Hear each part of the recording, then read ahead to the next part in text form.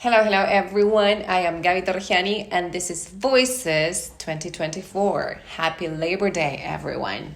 To celebrate this day, what an honor to be chatting with Gabriel Rshaid one more time. Gabi, one of our favorite voices in education, teacher, innovative leader, writer, international speaker, founder and director of the Learner Space and the Global School, will be sharing something about his new projects and some thoughts on one of our favorite topics, lifelong learning, and on personalized learning, innovative learning, reflective learning, and last but not least, language learning, a subject we all enjoy. Hello, Gabby. It's been a long time now, and to be honest, I am losing track of you. You're everywhere doing so many things. So please tell us about your latest projects. And by the way, how was your book presentation and promotion at the book fair yesterday? I missed it. Anyway, as usual, we have some challenging questions for you. And our first question would be, how are you building your own lifelong learning skills? What can you say about personalized learning in schools these days? How can we really care about our learners? How can we innovate in education? Is reflective learning an innovation to you? How can we have our teachers and students do the best that they can, become their best version? How can language learning reach every school? What would be its impact? Thank you, Gabby. Hi, Gabby. Thanks for the opportunity. It's always great to touch base and to engage in a very interesting dialogue. Your questions are always thought provoking and it's a wonderful instance for me to reflect on things. So you make me think. So thanks for that. Um, the book presentation went well. We had quite a crowd yesterday in the Feria del Libro. It's quite a unique experience.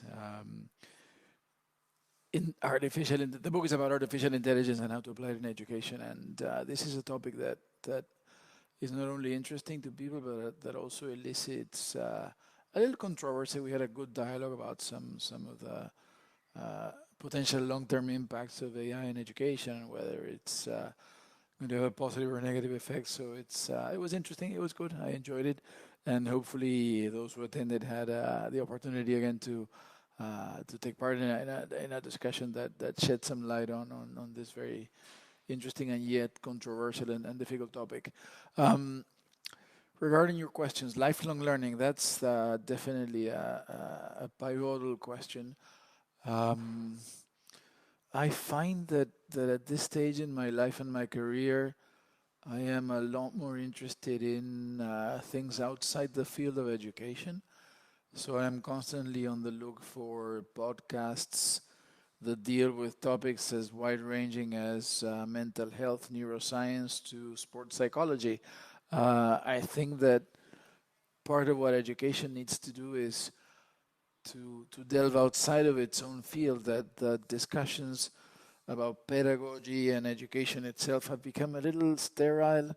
They have become a little, we've been wallowing in our own rhetoric for many years, and that we need to draw not only inspiration but also concrete examples about how they learn in other areas, again, including a very wide range of fields.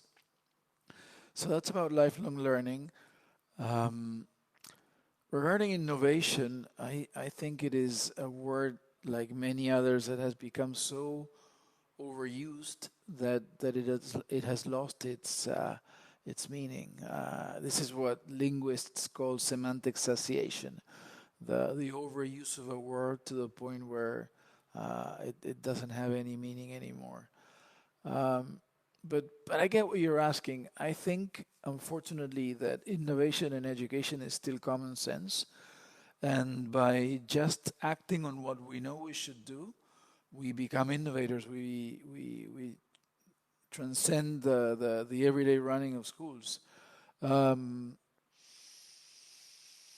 the greatest innovation of all is treating children with respect, making them feel that whatever happens in a classroom or in a school, their self-esteem and their sense of self, their sense of purpose has not been tainted. It has not been tampered with. And that is sad. Despite all the technological breakthroughs, despite AI, despite the potential for adaptive AI-based applications to revolutionize learning, as we'll see in a second, the greatest revolution comes from making children feel that even if they don't do well on a test, or even if they are quote unquote failing academically, that their sense of self-worth is still intact, that they have potential, and that even if they are labeled with a learning difficulty, that doesn't define their identity.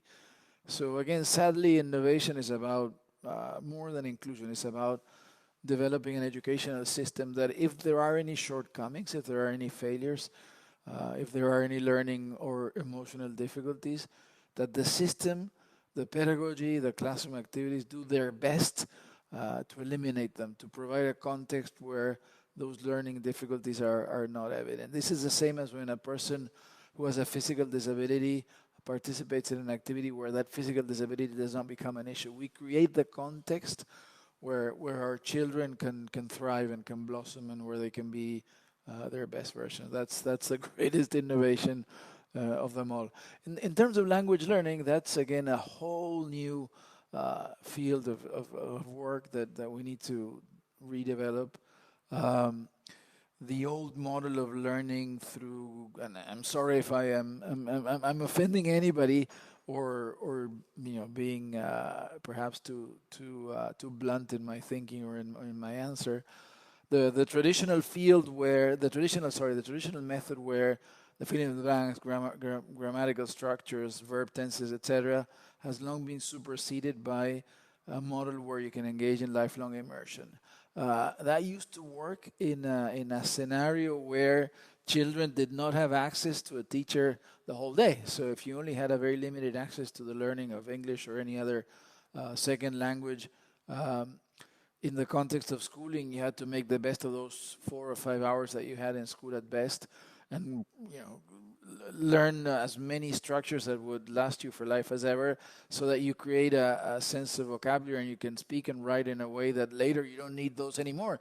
Many of us who speak English and write in English would be hard pressed to answer some of the questions that are asked of school children, even though we might be very fluent in the language.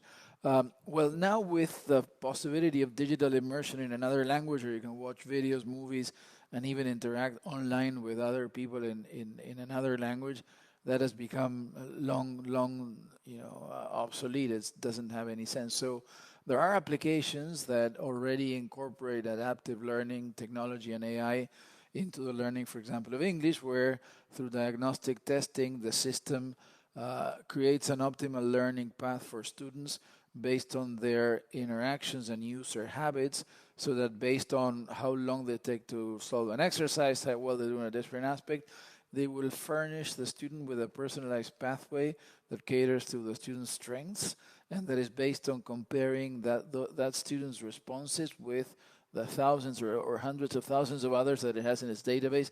And in the same way as e-commerce portals like Amazon can tell us what we're going to buy next without us knowing it, these systems rely on AI and big data to provide an optimal learning pathway. So that is definitely a very intriguing possibility, and one that can really take forward the learning process in terms of language learning.